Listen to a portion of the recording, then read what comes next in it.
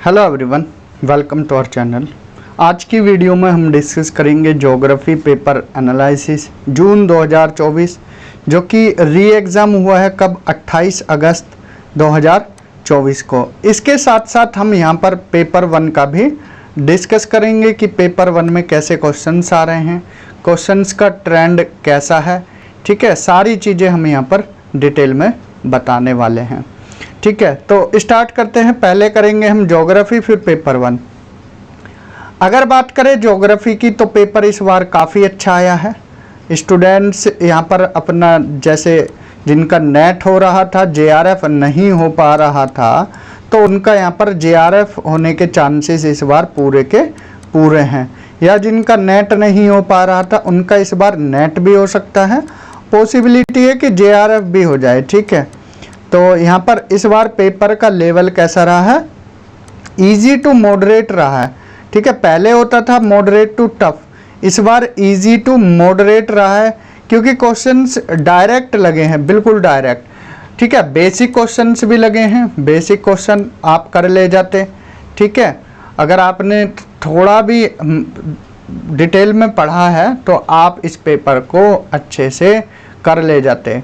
ठीक है, 60 plus question आप ज्योग्राफी में करते हैं और 30 प्लस के आसपास आप करते पेपर 1 में, तो आपके 95 के आसपास यहाँ पर क्वेश्चन बन जाते हैं। ठीक है, अगर यहाँ 62-65 के आसपास रहते और यहाँ पर 30-32 के आसपास रहते तो एक अच्छा स्कोर आपका देखने को मिल जाएगा। कट ऑफ भी ज़्यादा हाई यहाँ पर लगेगी नहीं। ठीक है, बात करें जियोमॉर्फोलॉजी की, तो जियोमॉर्फोलॉजी में किस तरह के क्वेश्चन आए थे तो देख लेते हैं हम यहाँ पर। जैसा कि क्वेश्चन आया था प्लेट टेक्टोनिक थ्योरी से, पीटीटी प्लेट टेक्टोनिक थ्योरी।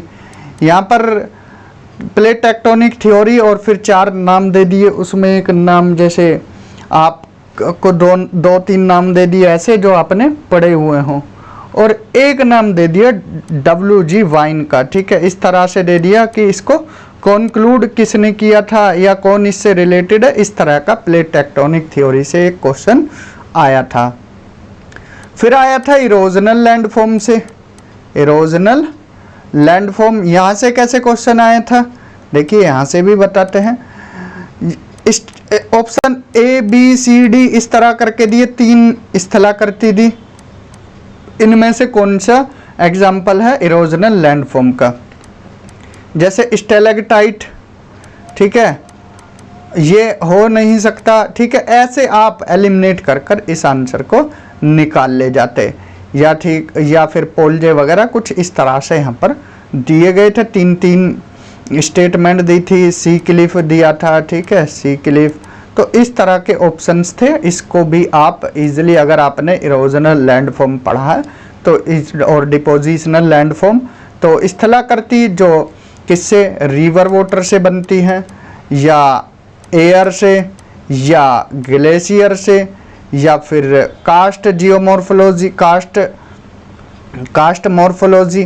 तो ये सारा पोर्शन इम्पोर्टेंट होता है, यहाँ से क्वेश्चन बनते हैं। अगर आपने ट्रेंड पकड़ लिया ना पेपर का कि किस पोर्शन से क्वेश्चन बनने के चांसेस रहते हैं, यहाँ से देखिए क्वेश्चन कोई भी पेपर हो, PGT हो, असिस्टेंट प्रोफेसर हो, UGC नेट हो, तो यहाँ से क्वेश्चन लगेगा ही लगेगा।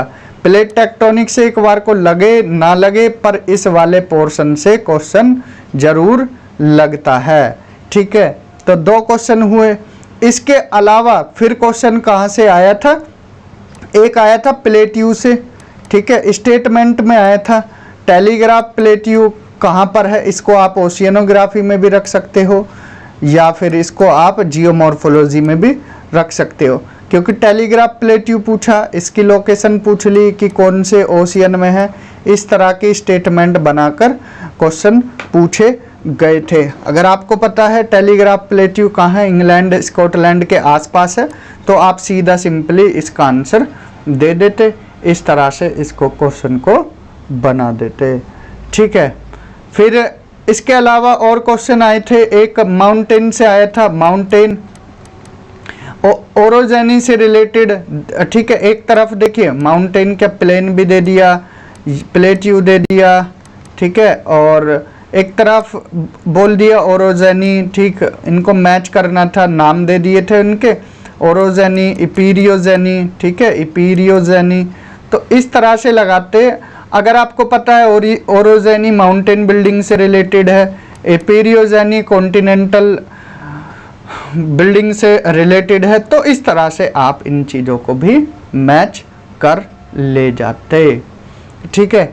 इसके अलावा और क्वेश्चन यहाँ पर अगर हम रिकॉल करें तो किस पोर्शन से आए थे वो अभी हम थोड़ा देखते हैं। एक आया था फोल्ड से, ठीक है, एक आया था कहाँ से, फोल्ड से, जिसमें क्या है, नर्मदा फोल्ट, ठीक है। इस तरह से फोल्ट दिया था कि नर्मदा वैली किससे बनी हुई है, ठीक है, फोल्ट मैचिंग टाइप ही ज़्यादा पूछ लिए थे, मैचिंग टाइप। तो नर्मदा वैली का आपको पता ही है, फोल्ट का एग्जाम्पल है, ठीक है। एक आया था वेदरिंग से related, weathering, physical weathering, chemical weathering. Physical weathering किस एरिया में ज़्यादा होती है, केमिकल वेदरिंग किस एरिया में ज़्यादा होती है, ठीक है। फिजिकल वेदरिंग के लिए फैक्टर्स स्टेटमेंट में ही ये भी पूछा था। केमिकल वेदरिंग कहाँ किस एरिया में ज़्यादा मिलती है, जहाँ पर थोड़ा मॉइस्चर की अवेलेबिलिटी हो, ठीक है। फिजिकल वेदरिंग वहाँ ज़्यादा होती है जहाँ टेम्परेचर की अवेलेबिलिटी ज़्यादा हो, ठीक है। अगर ये बेसिक कॉन्सेप्ट आपको पता है तो आप इन क्वेश्चन को कर ले जाते, ठीक है। ये था जियोमॉर्फोलॉजी पोर्शन जहाँ से 7-8 क्वेश्चन आए थे, ठीक है। अगर कोई क्वेश्चन अभी रिकॉल होता है तो और हम यहाँ पर बताते चलेंगे।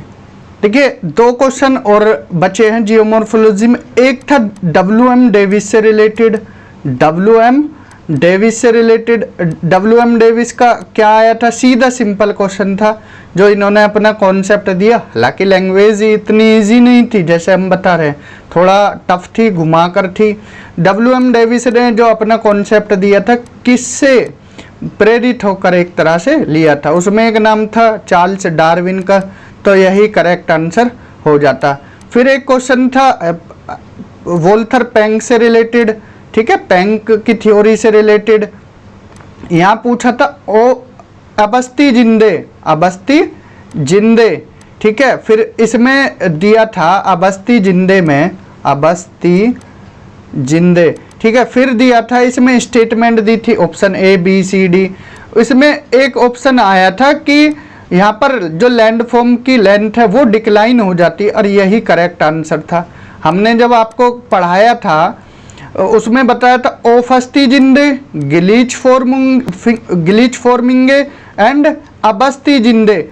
ये भी बताया था ओफस्ती जिंदे पहले आता है तो यहाँ पर वर्टिकल इरोजन ज़्यादा देखने को मिलता है, गिलीच फॉर्मिंगे बीच की फेज होती है, बस्ती जिंदे बाद की फेज होती है। तो यहाँ पर ये करेक्ट आंसर हो जाता अगर आपको बेसिक आइडिया था इस थ्योरी का। तो ये थे 8-10 क्वेश्चन कहाँ, जियोमॉर्फोलॉजी से रिलेटेड। अब बात करते हैं ओशियनोग्राफी में। ओशियनोग्राफी में भी इस बार ज़्यादा टफ नहीं पूछा था, जैसे पूछते हैं बाल की खाल निकाल कर।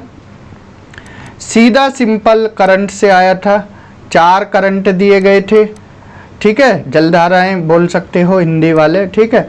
4 करंट एक आई थी यहाँ पर वार्म कोल्ड करंट पूछा था कि इनमें से कौन सी कोल्ड करंट है। ऑप्शन में लैब्राडोर भी था, लैब्राडोर इसका करेक्ट आंसर था बिल्कुल, अगर आपने थोड़ा भी पढ़ा है। एक था टाइड या सुनामी से रिलेटेड, इसमें स्टेटमेंट दी गई थी।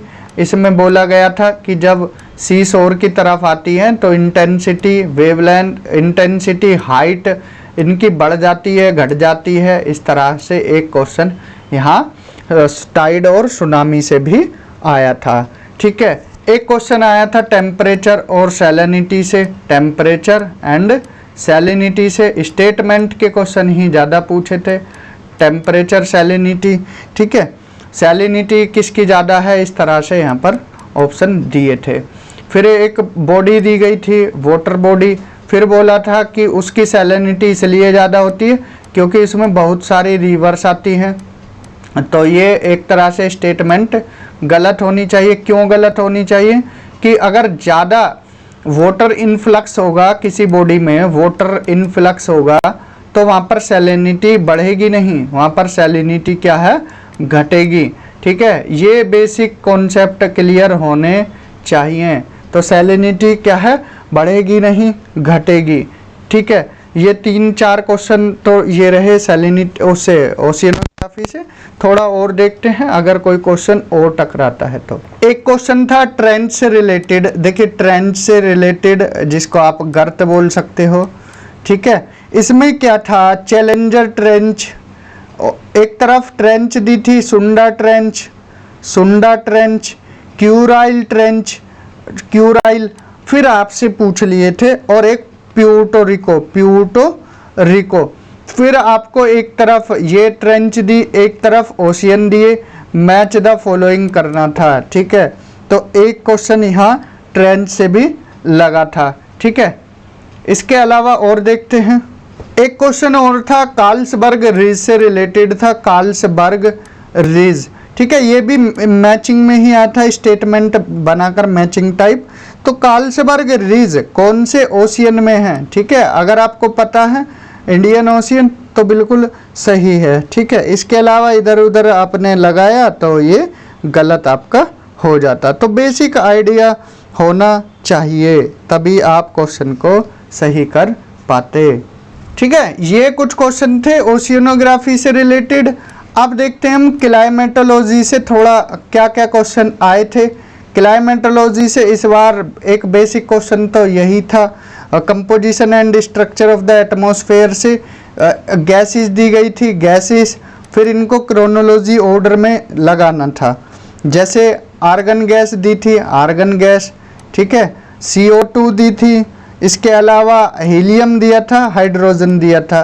तो आपको इनको क्रम वाइज लगाना था। नाइट्रोजन ऑक्सीजन का तो सभी बच्चे को पता है कि 78% और 20.8%, जिसको 21 भी बोल देते हैं। दिक्कत आ रही थी आर्गन में, जैसे 0.93 ये भी कर ले जाते स्टूडेंट, कार्बन डाइऑक्साइड में 0.03, लेकिन दिक्कत आ रही थी इन दोनों में कि हाइड्रोजन पहले होगा या हीलियम पहले होगा। ठीक है, तो बात करें हीलियम की तो हीलियम ज़्यादा था, हाइड्रोजन कम था। अगर किसी का क्वेश्चन गलत हो सकता है तो इसकी वजह से ही हो सकता है, जिसने हाइड्रोजन ऊपर लगाया हो, हीलियम नीचे लगाया हो। तो करेक्ट सीक्वेंस होता आर्गन, CO2, हीलियम, हाइड्रोजन। तो ये करेक्ट आंसर हो जाता। ठीक है, इस तरह का बेसिक क्वेश्चन क्लाइमेटोलॉजी से पूछा था। फिर एक क्वेश्चन आया था क्लाइमेटोलॉजी, इसमें कंपोजिशन में ही बात करें तो एक आया था लेयर से। ठीक है, लेयर से, जिसमें आइनोस्फेयर लेयर के बारे में पूछा था। अब सिंपल तो पूछा नहीं था, आइनोस्फेयर लेयर में सीधा सिंपल एक नाम दिया था, किसका, कैनली हैवीसाइड लेयर। ठीक है, इसका अदर नेम पूछा था, ऑप्शन में दिए गए थे EF, इस तरह से GH। तो करेक्ट आंसर इसका ऑप्शन ई लेयर ही था। आइनोस्फेयर अलग अलग पार्ट में डिवाइड थी, DEFG। तो D लेयर अलग है, यहाँ E लेयर को कैनली हैवीसाइड लेयर भी बोला जाता है। तो दो क्वेश्चन थे composition and structure of the atmosphere से। इसके अलावा फिर आगे बढ़ते हैं। एक आया था कोपेन के क्लासिफिकेशन से। कोपेन का सीधा सिंपल था, एक तरफ नाम दिए थे BSW, AS। ठीक है, एक तरफ फिर क्लाइमेट वाला एरिया दे दिया था, इनको मैच करना था। तो यहाँ से एक क्वेश्चन कोपेन से बना था। ठीक है, फिर दो क्वेश्चन बने थे इंसोलेशन और हीट बजट से। ठीक है, इंसोलेशन एंड हीट बजट से। इसमें क्या पूछा था कि कितनी सिंपल ऐसे नहीं पूछा था, स्टेटमेंट दी थी कि इनकमिंग रेडिएशन आती हैं पोलर एरिया में ज़्यादा होती हैं एज कंपेयर टू आउटगोइंग। ठीक है, इस तरह की स्टेटमेंट बनाकर दे दी थी। ठीक है, फिर एक पूछा था कि कौन सी वेव ज़्यादा होती है, कि विजिबल रेज या फिर अल्ट्रावायलेट रेज। तो इस तरह का टफ क्वेश्चन था, इसको टफ कैटेगरी में रख सकते थे। तो इस तरह की स्टेटमेंट ही दी गई थी। ठीक है, तो इस तरह का यहाँ से 2 क्वेश्चन ये पूछे गए थे। एक और था इसी से, एक एल्बिडो से रिलेटेड और था, एल्बिडो कि एल्बिडो किस पोर्शन में मीन्स कहाँ से ज़्यादा होगी, जिसमें एक फ्रेश सिनो भी दिया गया था, वही इसका करेक्ट आंसर था। बाकी अदर ट्री वगैरह ये चीज़ें भी दी गई थी, तो करेक्ट आंसर फ्रेश सिनो हो जाता। तो यहाँ से 3 क्वेश्चन आए थे, 2 क्वेश्चन एटमॉस्फेयर कंपोजिशन से, 1 कोपेन से आया था, 6 क्वेश्चन क्लाइमेटोलॉजी से थे ये वाले। फिर देखिए जितने क्वेश्चन हमें याद रहे 8, 7, 6, तो यहाँ हम सारे करा रहे हैं। अब ह्यूमन ब्रेन है, ह्यूमन ब्रेन ऐसा तो है नहीं कि 100 के 100 क्वेश्चन हम याद कर आ जाते। पेपर देने का मकसद ही हमारा जियोग्राफी पोर्शन को देखना था। अब कुछ स्टूडेंट पूछेंगे कि सर आपका जब जेआरएफ है तो फिर आपने पेपर क्यों दिया। देखिए पेपर इस लेवल से किया है कि हमने पेपर 1 ज़्यादा एफर्ट किए ही नहीं, छोड़ दिया, जिससे किसी एक स्टूडेंट की सीट खराब ना हो। ठीक है, तो ज्योग्राफी पोर्शन देखा, क्योंकि इसलिए देखा क्योंकि ट्रेंड में क्या क्वेश्चन चल रहे हैं वो देखना था। अगर वही 3-4 साल पुराना पैटर्न, घिसे पिटे पैटर्न पर हम बताते तो देखिए एक अपडेटेड टीचर वही होता है, अपडेटेड टीचर जो आए हुए एग्ज़ाम है, क्वेश्चंस का लेवल क्या है उनको टाइम टू टाइम चेक करता रहे। तो ये एक गुड टीचर की निशानी है। हालांकि किसी स्टूडेंट को यह दिक्कत नहीं होगी कि बोलेंगे कि सर आपने एक सीट खराब की, सीट खराब नहीं होगी।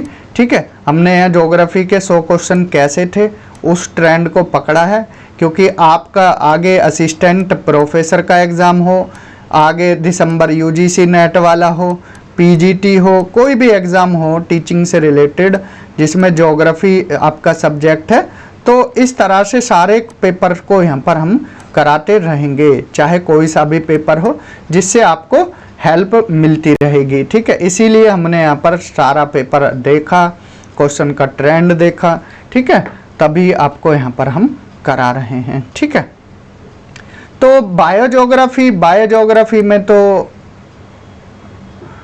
इस तरह से आया, बायोज्योग्राफी एंड एनवायरनमेंट ज्योग्राफी, जिसमें सीधा कन्वेंशन से क्वेश्चन लगे थे। कन्वेंशन से था, एक एग्जैक्ट तो याद नहीं है, एक कन्वेंशन से था। एंड बायोज्योग्राफी में इस बार पोर्शन ऐसा नहीं पूछा जैसे 18 जून वाले में पूछा था कि बायोस्फीयर की परसेंटेज पूछ ली थी कि बायोस्फीयर कितनी डेप्थ तक ज़्यादा होता है, 30 किलोमीटर तक। इस बार ऐसा कोई क्वेश्चन सीधा सिंपल नहीं था, थोड़ा यहाँ पर घुमा फिरा कर था। ठीक है, एक आया था यहाँ पर प्लांट कम्युनिटी से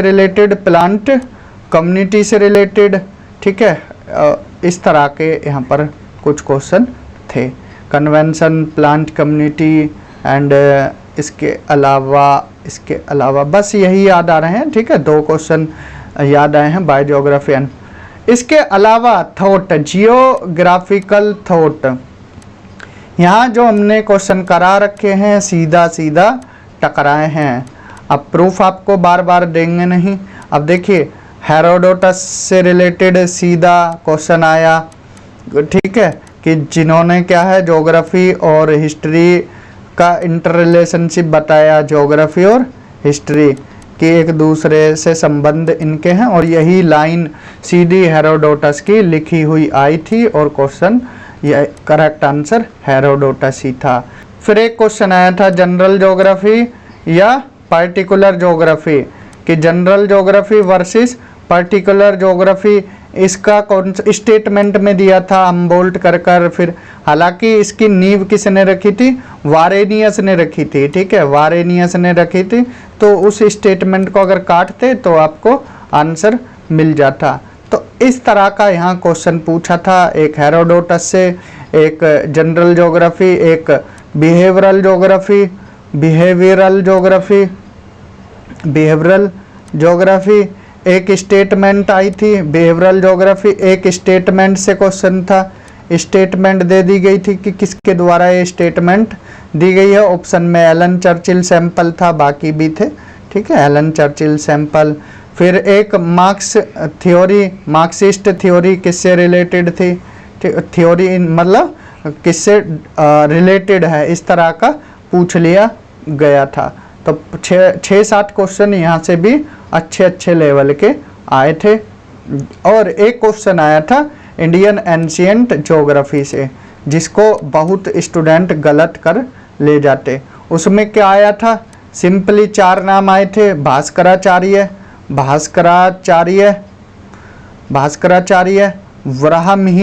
वराहमिहिर, ठीक है, वराहमिहिर। तो इस तरह से 4 ज्योग्राफर पुराने टाइम के दिए थे। आर्यभट्ट, ठीक है, उनको आपको क्रम वाइज लगाना था जन्म के अनुसार। तो इस पोर्शन को कोई पढ़ता नहीं है, लेकिन हमने पढ़ाया डिटेल में, यकीन नहीं है सर्च कर लीजिए प्लेलिस्ट में, पूरा बताया और यहाँ से क्वेश्चन आपको सीधा सिंपल मिल जाता, ठीक है। इस पोर्शन को बहुत टीचर्स छोड़ देते हैं, पता नहीं क्यों छोड़ देते हैं।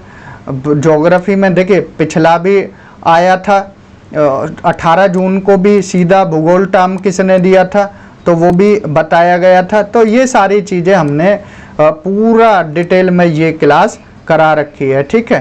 तो ज्योग्राफिकल थॉट से ये 6-7 क्वेश्चन यहाँ पर आए थे। पॉपुलेशन और सेटलमेंट ज्योग्राफी से क्वेश्चन थे, ठीक है।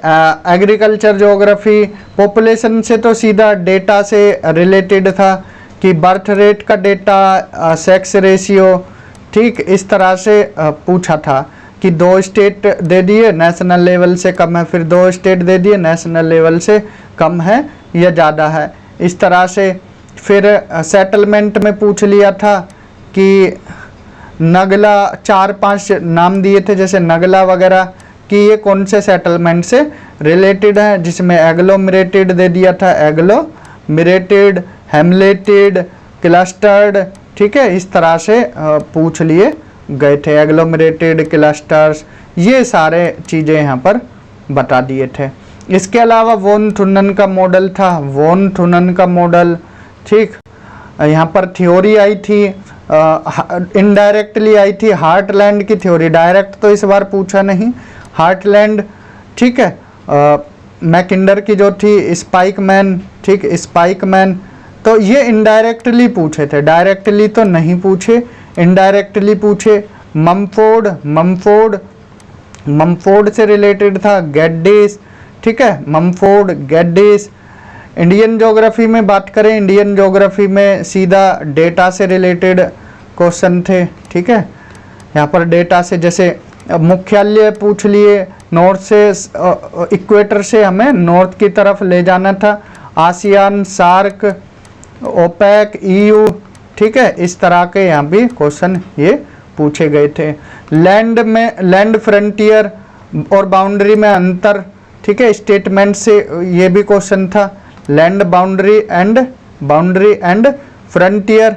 तो इस तरह की यहाँ पर क्वेश्चंस दिए गए थे, land boundary, frontier, SAARC, OPEC, ये सब, ठीक, इस तरह के क्वेश्चन यहाँ पर आए थे। तो पेपर ओवरऑल ज़्यादा टफ नहीं था, पेपर को हम इसीलिए इजी टू मॉडरेट रख रहे हैं, क्योंकि जब हम आपको कल के पेपर के ही 50 क्वेश्चन यहाँ पर अपने ब्रेन में लिख कर कराएं, लिख कर वैसे नहीं एडमिट कार्ड या किसी पेपर पर, अपने ब्रेन में ही बसा कर लाए हैं, फिर आपको तभी बता रहे हैं जो जो हमको रिकॉल हुए हैं। हालांकि अगर और रिकॉल करें तो कम से कम 10-20 क्वेश्चन और रिकॉल हो जाएं। हाँ, 10 और रिकॉल हो गए। कैसे, यहाँ पर सीधा कार्टोग्राफी से आया था एक पैसेज, ठीक है, कोरोक्रोमेटिक, क्लोरोप्लेट, तो कार्टोग्राफी से एक पूरा पैसेज आया था, और एक पैसेज और आया था अर्बनाइजेशन से रिलेटेड, 10 क्वेश्चन और हो गए, ठीक है। कार्टोग्राफी से था एक अर्बनाइजेशन से रिलेटेड था, ठीक है। एक में आया था कोनुर्बेशन टर्म, ठीक है, कोनुर्बेशन टर्म, मेगापोलिस टर्म, इस तरह से क्वेश्चन वहाँ पर पूछे। हालांकि रिलेटेड तो बोल सकते हैं अर्बनाइजेशन, पैसेज नाम दिया, लेकिन पैसेज नहीं था, नॉलेज मांग रहे थे। कॉन्वर्बेशन मेगापोलिस वहाँ दिया नहीं गया था कि किस किस ने दिया है, वरना ढूंढ कर लगा देते। तो आपकी एक बार यहाँ भी नॉलेज चेक की, कॉन्वर्बेशन, मेगापोलिस, कार्टोग्राफी में, फिर मैप से रिलेटेड, पॉलिटिकल मैप से रिलेटेड क्वेश्चन था, ठीक है। और कुछ एक तरह से रेंजेस दे दी गई थी, जिसमें कोएर्सन करके था, ठीक है, वहाँ से क्वेश्चन पूछ लिए गए थे। तो पेपर का लेवल अच्छा था, इजी टू मॉडरेट था। ज्योग्राफी में 60 प्लस आराम से कर सकते थे, 60 प्लस क्वेश्चन, क्योंकि इस बार टफ पेपर बिल्कुल भी नहीं था। बात करें पेपर 1 की, पेपर 1 में भी देखिए थोड़ा डीआई को आप बोल सकते हैं कि सर डीआई टफ थी, डीआई वाला पोर्शन टफ था एंड टीचिंग वाला पोर्शन टफ था। ये दो पोर्शन टफ थे, डीआई और टीचिंग एप्टीट्यूड वाला, ठीक है। अगर बात करें मैथ्स की तो मैथ्स सिंपल थी, कोई ज़्यादा उठापटक नहीं थी। क्या था मैथ्स में, सिंपली ये बोला था कि 2 साल बाद, ठीक है, किसी अमाउंट का 1008 हो जाता है तो कितना इंटरेस्ट रेट लगा और वो अमाउंट क्या था। तो सिंपली आप अगर फॉर्मूला जो बचपन में पढ़ा है वो भी रखते तो सीधा सिंपल आपका ये क्वेश्चन हो जाता। तो इसका आंसर आ रहा था 1800 और 13% ब्याज इंटरेस्ट रेट 2 साल में इतना हो रहा था। तो ऐसा क्वेश्चन आया। एक आया कि किसी काम को 45 लोग मिलकर 16 दिन में करते हैं, 6 दिन काम किया उन्होंने, फिर 30 लोग और आ गए काम कराने के लिए, तो कितने दिन में हो जाएगा। अगर आप ऐसे बनाते 6 दिन हो गया, 10 दिन में करना था 45 लोगों को, लेकिन 30 जुड़ गए तो 6 दिन में फिर कर देते, ठीक है, 4 दिन सेव हो गए क्योंकि 30 लोग भी तो मिल गए थे। तो आंसर इस तरह से मिल रहे थे। बात करें फिर रीजनिंग की, रीजनिंग में कैसा था। रीजनिंग में इस बार ब्लड रिलेशन नहीं था, इस बार सीधा दिया गया था ऐसे बोल्ड करके, या फिर एक टर्म और थी, इस तरह से दे दिए गए थे कि इनके नंबर 2 प्लस ये कर कर जो भी नंबर आ रहा था वो इसका भी ऐड कर कर 6 प्लस 1 प्लस ऐसे ही एक टर्म दे दी, फिर उसका पूछ लिया तो सीधा आंसर मिल रहा था, ठीक है। एक आया था 2,12,36 कुछ ऐसी टर्म था यहाँ खाली, और यहाँ 108 करके कुछ ऐसी ही था कि यहाँ बताना था कौन सी टर्म, एग्जैक्ट नंबर याद नहीं है। तो रीजनिंग में ये भी पूछ लिया था, ठीक है। रीजनिंग से 3-4 क्वेश्चन थे और मैथ से भी 3-4, एक डीआई का था। जिसने ये पोर्शन अच्छा किया उसका हो जाएगा। बात करें आईसीटी की, तो आईसीटी में भी एक आया था, इस बार डायरेक्ट नहीं पूछा, केबीएमबी इस तरह से दिया, किलोबाइट, मेगाबाइट, गीगाबाइट और टेराबाइट। फिर दे दिया thousands, million, billion, thousands, million, billion और ट्रिलियन। इनको मैच करना। अब सीधी बात है, के भी छोटा है तो इससे मैच होता है, ये इससे, हालांकि इसमें अलग अलग दिए गए था तो सीधा आंसर मिल रहा था, ठीक है। तो आईसीटी में की हो गया। एक आया था वायरस से रिलेटेड, ठीक है, 2 क्वेश्चन, ठीक। और एनवायरनमेंट में भी पूछ लिया था करंट से रिलेटेड, हालांकि एनवायरनमेंट इस बार थोड़ा टफ थी, अलग से क्वेश्चन थे पूरे, लेकिन हायर स्टडीज़ में वही बॉडीज़ वगैरह ही पूछी हैं। हायर एजुकेशन में वही बॉडीज़ से रिलेटेड क्वेश्चन ही थे, इसके अलावा कोई और क्वेश्चन इतना नहीं था, ठीक है। लॉजिकल रीजनिंग से थे 2 क्वेश्चन, लॉजिकल रीजनिंग से रिलेटेड थे। रिसर्च में पता ही नहीं लगा कहाँ से पूछ लिया कहाँ से नहीं पूछा, तो एक तरह से रिसर्च ना पूछकर रिसर्च मेथडोलॉजी पूछी, बुक्स पूछ ली गई थी, ठीक है। रिसर्च मेथडोलॉजी में यही पूछ लिया गया था, ठीक है। बुक्स वगैरह 2 बुक्स आई थी मिलान करने को, ठीक। तो ये था। और एक पैसेज आया था, सिंपली एक पैसेज आया था, ठीक है। 5 क्वेश्चन वहाँ पर पूछे थे। तो ओवरऑल यही पेपर आया था। तो पेपर का लेवल इसीलिए हमने बोला है इजी टू मॉडरेट था, इतना भी इजी नहीं था और इतना भी टफ नहीं था। तो अगर आप पढ़े हो शिद्दत से तो आप उस पेपर को कर ले जाते। ठीक है, तो इस वीडियो में इतना ही, मिलते हैं अगली वीडियो में। Thank you, have a good day.